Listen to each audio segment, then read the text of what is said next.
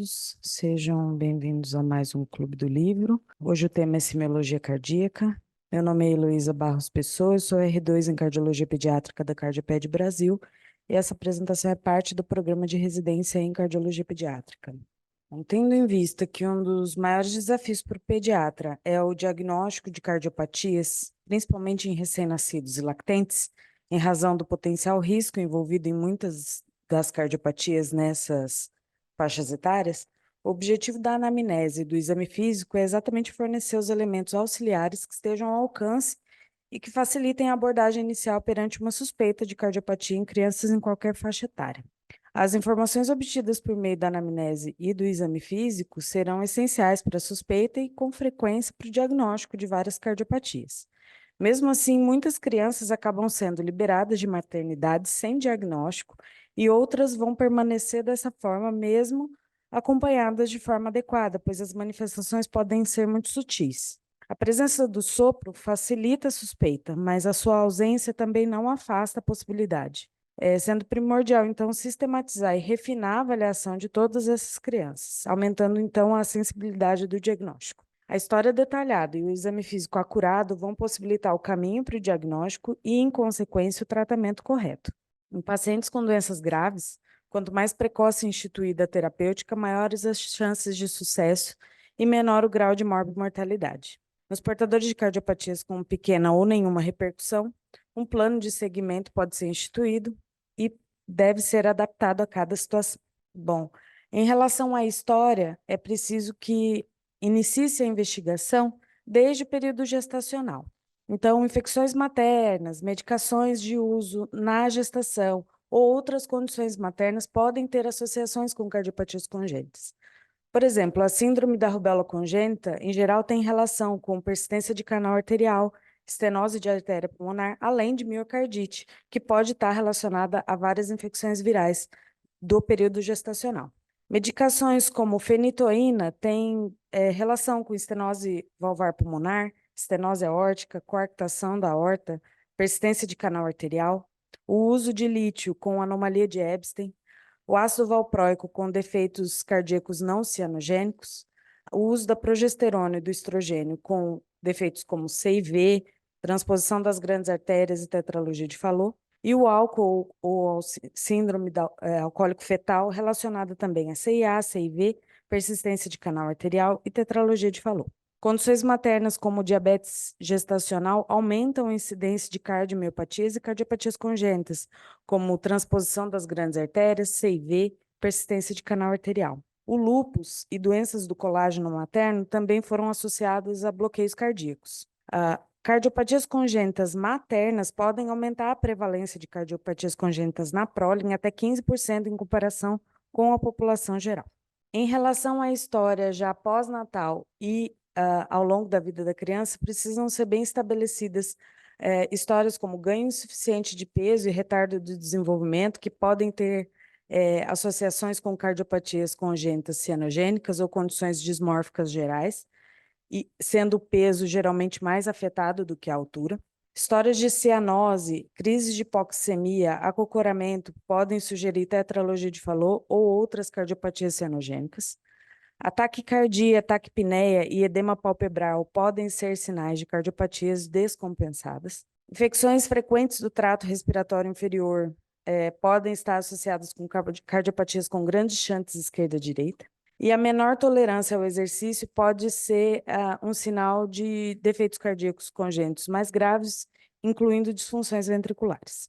Bom, os sinais mais comuns vistos em histórias suspeitas de cardiopatias congênitas são sopro cardíaco, dor torácica, palpitação, sintomas neurológicos associados e uso de medicações que podem atrapalhar, inclusive, a história, no sentido de que pode ser um fator confundidor.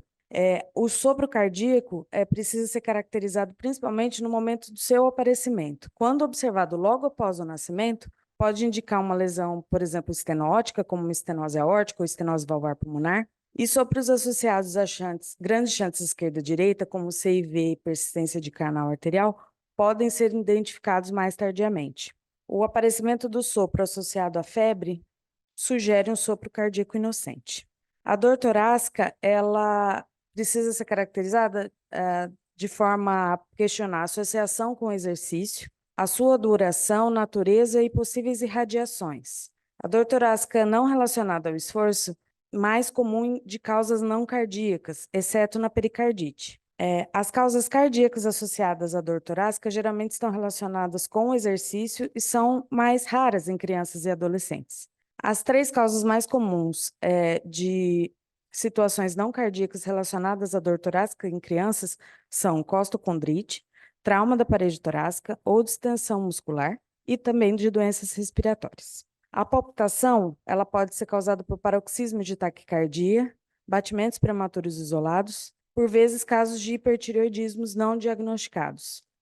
A associação com fadiga, falta de ar e dor no peito precisa ser bem estabelecida, questionando os pais sobre a aparência do filho na hora do sintoma, se é possível identificar palidez, alterações da respiração, sudorese intensa.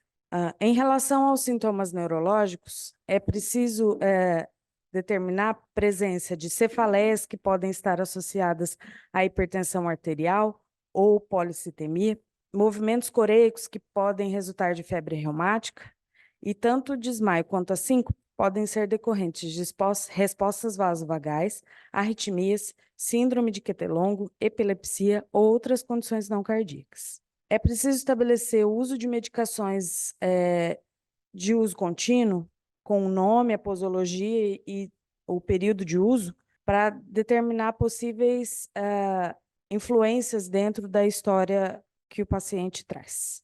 É preciso também avaliar a capacidade e a incapacidade de manter atividade física, inclusive comparando essa criança com outras crianças da mesma faixa etária, em relação a brincadeiras, em relação, inclusive, ao crescimento e ao desenvolvimento nessa comparação. É preciso identificar sinais de insuficiência cardíaca, pela também intolerância aos esforços, a ortopneia, dispneia paroxística noturna e necessidade de dormir com cabeceira elevada. Nos quadros de síncope sem pródromo, ela precisa ter uma consideração maior devido à possibilidade de quadros súbitos graves de arritmia e associação também com síndromes ou outras comorbidades. Certas doenças hereditárias podem estar associadas com frequência variável a anomalias cardíacas. Portanto, a história familiar também é fundamental. A incidência de cardiopatias congênitas na população geral é em torno de 1%. Quando uma criança é afetada, o risco de recorrência em irmãos é aumentado para aproximadamente 3%. No entanto, o risco de recorrência está relacionado com incidência de defeitos particulares, como, por exemplo, lesões de alta prevalência, como a CIV, tendem a ter um risco maior de recorrência em detrimento daquelas de baixa prevalência, como, por exemplo, a atresia tricúspide, que apresentam baixo risco de recorrência. Bom, o exame físico é feito de forma sistematizada, com inspeção, palpação, percussão e ausculta, com necessidade de ter material adequado, né? Estetoscópio que se encaixe bem nas orelhas, vedando os sons do ambiente, diafragma de acordo com o tamanho do paciente para ouvir em todos os focos, manguitos de esfigma manômetro com diferentes tamanhos e oxímetro calibrado para que essa avaliação seja mais acurada. E lembrar que os valores de sinais vitais, eles variam de acordo com a idade e outros fatores, como, por exemplo, a frequência cardíaca no prematuro, no recém-nascido, ela tem valores maiores. Porém, quando a gente avança na idade, a gente vê valores menores de frequência cardíaca dentro do normal. A pressão arterial, ela tem a sua variação relacionada à estatura, à idade e ao sexo, seguindo a tabela. As tabelas que eu trouxe aqui são de avaliações para meninos e meninas de forma diferente, com idade de 1 a 17 anos, com vários valores de percentis, para que se possa encaixar os valores dentro da tabela e identificar se essa pressão está elevada ou não. A pressão arterial, ela precisa ser medida geralmente no braço direito, com a criança sentada, após um repouso de cerca de 3 a 5 minutos, no caso de crianças acima de 2 anos, ou em decúbito dorsal horizontal em lactentes nos 2 primeiros anos de vida. O braço precisa estar apoiado e posicionar-se ao nível do pré-córdio. O manguito usado, ele precisa ter largura em torno de 40% da circunferência do braço medida no ponto médio entre o cotovelo e o acrômio e o comprimento entre 80% a 100% da circunferência do braço, como mostrado aqui na imagem. Na prática diária, escolhe-se o maior manguito para deixar livre a fossa anticubital, com pelo menos 2 centímetros acima da prega do cotovelo, e com comprimento suficiente para circundar o mais completamente possível o braço, com o mínimo de superposição. Recomenda-se medir a pressão 2 ou 3 vezes em cada exame, com pelo menos 1 minuto de intervalo entre as aferições, e usar a média das 2 últimas medidas como referência. Inicialmente, palpa-se o pulso radial, insufla-se o manguito até 20 milímetros de mercúrio, acima do ponto em que o mesmo desaparece, e esse é o valor estimado de uma pressão sistólica. Posteriormente, se procede à medida auscultatória da pressão arterial, insuflando-se o manguito até 20 milímetros de mercúrio acima da pressão sistólica encontrada na primeira medida, e a desinsuflação precisa ser lenta, numa velocidade de 2 a 3 milímetros de mercúrio a cada segundo. O estetoscópio precisa ser colocado suavemente na fossa anticubital, um pouco medialmente sobre a artéria braquial, e a sua borda não pode ficar sob o manguito. A pressão sistólica corresponde ao primeiro som audível e a diastólica ao desaparecimento dos sons de Korotchkov em todas as idades. A pressão sistólica dos membros inferiores deve ser avaliada sempre que a pressão medida nos membros superiores estiver elevada. Essa avaliação ela pode ser realizada com o paciente na posição deitada, com o manguito colocado na região da panturrilha, cobrindo pelo menos 2/3 da distância entre o joelho e o tornozelo. A medida da pressão arterial entre os membros geralmente não pode exceder a medida do braço nunca deve se exceder a medida da perna, pois essa variação, se confirmada, ela sugere o diagnóstico de coarctação de aorta ou alguma patologia vascular. Recomenda-se a avaliação de pressão arterial em toda criança com idade superior a 3 anos e em todas as consultas médicas. A mesma recomendação precisa ser seguida quando a criança tem menos de 3 anos para algumas condições, como prematuridade, recém-nascido muito baixo peso ao nascer, crianças que passaram períodos longos de UTI neonatal, pacientes com cardiopatias congênitas, pacientes com história de hematúria, proteinúria, malformações ou doenças nefrológicas, história familiar de nefropatia congênita, transplantes, problemas oncológicos ou transplante de medula óssea e alguma doença sistêmica reconhecidamente associada à hipertensão arterial, como esclerose tuberosa, neurofibromatose, dentre outras. Bom, na inspeção é preciso avaliar a aparência geral, estado nutricional, situação respiratória, como taquipneia, dispneia ou retrações, palidez, sudorese, síndromes ou condições conhecidas que podem ser suspeitadas na inspeção, presença de acantose nigricans, que é o aumento da pigmentação no sulco cutâneo do pescoço, que pode ser observado em crianças com obesidade ou naquelas com diabetes tipo 2, que pode identificar uma hiperinsulinemia, proeminência precordial com ou sem atividade cardíaca visível, que sugere um aumento cardíaco crônico, o pectus excavatum, que pode estar associado a sopros, a cianose, que costuma mostrar cardiopatias mais graves, o baqueteamento digital, que costuma ser visto em pacientes que têm dessaturações arteriais de longa duração, mesmo em intensidade subclínica. Na palpação, o precórdio hiperativo é característico de doenças cardíacas com sobrecarga de alto volume, e o frêmito, muitas vezes, tem um real valor diagnóstico. A localização do frêmito, muitas vezes, sugere, inclusive, anomalias cardíacas específicas. Frêmitos vistos na borda external esquerda superior, estenose pulmonar. Na borda external direita superior, estenose aórtica. Na borda external esquerda inferior, CIV, e em fúrcula, estenose aórtica e, ocasionalmente, outras cardiopatias, como persistência do canal arterial. Sobre as artérias carótidas, o frêmito pode estar associado à estenose aórtica ou coarctação da aorta. Checar o pulso periférico quanto à sua frequência, possíveis irregularidades que sugerem arritmias e volume, seja ele cheio, filiforme, também precisam ser bem caracterizados. Se pulso rápido, pode indicar arritmias, insuficiência cardíaca, porém, se lento, pode indicar bloqueios atroventriculares. E avaliar também de forma simultânea. Se os pulsos são assimétricos em membros superiores e inferiores, podem indicar coarctação da aorta. Se reduzidos, insuficiência cardíaca ou até mesmo choque. Se amplos, regurgitação aórtica ou malformações arteriovenosas e persistência do canal arterial. A perfusão também precisa ser avaliada de acordo com o tempo de enchimento capilar e temperatura das extremidades. Bom, a ausculta precisa ser sistemática e sempre prestando atenção à frequência e à regularidade, e à intensidade também. Principalmente na qualidade também dos sons cardíacos, que podem ter ausculta com sopro ou não, especialmente em relação à segunda bulha cardíaca e estalidos. A primeira bulha cardíaca, que é B1, está associada ao fechamento das válvulas mitral e tricúspide e é melhor auscultada no ápice ou em borda external esquerda inferior. O desdobramento de B1 é incomum em crianças normais. Porém, o desdobramento amplo pode ser encontrado em bloqueios de ramo direito ou anomalia de Ebstein. A segunda bulha cardíaca, B2, é produzida no fechamento das válvulas aórtica e pulmonar e é avaliado na borda external esquerda superior, ou área pulmonar. O grau de desdobramento da B2 geralmente varia com a respiração, aumentando com a inspiração e diminuindo ou se tornando única com a expiração.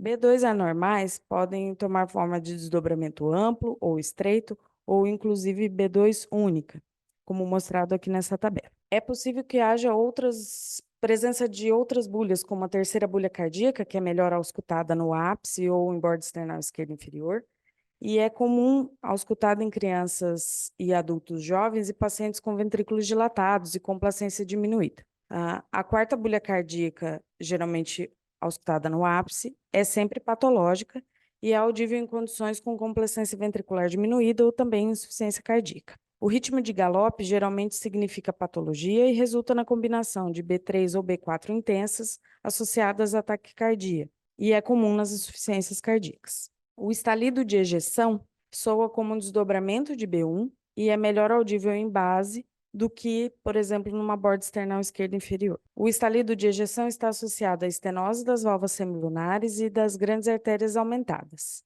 Já o estalido mesosistólico, com ou sem sopro sistólico tardio, é auscultado próximo ao ápice. E o estalido de abertura diastólico é audível no ápice, que pode ter relações com estenoses aórticas, mostrado aqui na imagem. Então, a localização dos sons de acordo com a ausculta, né? A presença deles ao longo da ausculta do ritmo cardíaco do ciclo. Cada sopro cardíaco precisa ser analisado quanto à intensidade, a cronologia, se sistólico ou diastólico, a localização, a transmissão e a qualidade. Por exemplo, se ele é vibratório, se ele é musical. A intensidade do sopro é costumeiramente graduada de 1 a 6. No grau 1, ele é escassamente audível. No grau 2, ele é suave, mas facilmente audível. No grau 3, moderadamente forte, mas não acompanhado por frêmito. No grau 4, mais intenso e associado a frêmito. No grau 5, audível com o estetoscópio apenas encostado no tórax. E no grau 6, audível com o estetoscópio afastado do tórax. Eles podem ser classificados também quanto a sistólico, diastólico ou contínuo, e o sopro sistólico geralmente ocorre entre B1 e B2, e foi inicialmente classificado por Aubrey e Lytton em 1958 em 2 tipos, de ejeção ou regurgitante, dependendo da cronologia do início do sopro em relação a B1. Posteriormente, Joseph Perloff propôs uma nova classificação de acordo com o tempo de início e término do sopro em 4 tipos: mesosistólico, ou de ejeção, holossistólico, protossistólico e telesistólico. O sopro sistólico de ejeção tem um intervalo entre B1 e o início do sopro, de forma separada, e apresenta-se de modo crescendo e decrescendo. O sopro pode ser curto ou longo. Tais sopros são causados por fluxo de sangue através das válvulas semilunares estenóticas ou mal formadas, ou um fluxo aumentado através das válvulas semilunares normais. Por essa razão, eles são encontrados na base ou sobre o meio do precórdio. Esses sopros podem ser patológicos ou também podem ser inocentes. Já o sopro sistólico regurgitante, ele começa com a B1, sem esse intervalo, como visto na característica do outro sopro, e geralmente dura toda a sístole. Então, ele é chamado às vezes de pansistólico ou holossistólico, mas pode se apresentar de modo decrescendo, determinando sua ausculta no meio ou no início da sístole. Os sopros holossistólico e protossistólico são sopros regurgitantes e geralmente são patológicos e associados a CIV, insuficiência mitral e insuficiência tricúspide. O sopro telesistólico ou sistólico tardio também pode ser identificado dentro da sístole, porém já no final dela. Além do tipo de sopro, né, se ejeção ou se regurgitante, a localização da intensidade máxima do sopro também é importante para determinar a sua origem. A figura, então, aqui mostra os sopros sistólicos que são mais audíveis em alguns pontos específicos, né? A regurgitação mitral, o prolapso da válvula mitral já no foco mitral, a estenose da válvula aórtica, então, no foco aórtico, né? Supra ou subvalvar, a estenose da válvula pulmonar nos focos mais pulmonares, com defeitos do septo, sopros de ejeção inocentes, drenagem de veias pulmonares anormal. Então, a figura mostra essa característica da localização de intensidade máxima desses sopros. O sopro sistólico de ejeção na base, que se transmite para o pescoço, por exemplo, tem então a possibilidade de ser aórtico. E um que transmite para os lados do tórax e dorso, probabilidade maior de ser de válvula pulmonar ou artéria pulmonar. Sopros sistólicos de ejeção de estenose aórtica ou estenose pulmonar têm uma qualidade mais áspera, e um sopro inocente comum de crianças, como o sopro de Still, tem uma qualidade mais vibratória e de zumbido. Já os sopros diastólicos ocorrem entre B2 e B1. Tem 3 tipos. Sopros diastólicos iniciais, chamados de protodiastólicos, têm modo decrescendo e são causados geralmente por insuficiências aórtica ou pulmonar. Os sopros de insuficiência aórtica são de frequência mais alta e são mais audíveis no terceiro espaço intercostal esquerdo e se irradiam para o ápice. Os sopros de insuficiência pulmonar são geralmente de frequência média e podem ser auscultados melhor no segundo espaço intercostal esquerdo e se irradiam ao longo da borda external esquerda. Eles podem ser também de frequência alta se houver associação com hipertensão pulmonar. Os sopros mesodiastólicos são de frequência baixa, começando geralmente com uma B3 forte, e são mais audíveis decorrentes de estenose anatômica ou relativa da válvula mitral ou tricúspide. Os sopros de estenose mitral são melhor auscultados no ápice e os sopros de estenose tricúspide ao longo da borda external esquerda inferior. Sopros pré-sistólicos ou diastólicos tardios, chamados de telesistólicos, são de baixa frequência e ocorrem tardiamente na diástole ou imediatamente antes do início da sístole. Eles são encontrados na estenose anatômica da válvula mitral ou da válvula tricúspide. Já os sopros contínuos, eles começam na sístole e continuam sem interrupção através da B2 por toda ou uma parte da diástole. O sopro combinado sistólico e diastólico, como por exemplo vistos nas insuficiências ou estenoses aórticas ou insuficiências estenoses pulmonares, são chamados de sopro cisto-diastólico para poder distinguir do sopro contínuo, que é semelhante à maquinaria.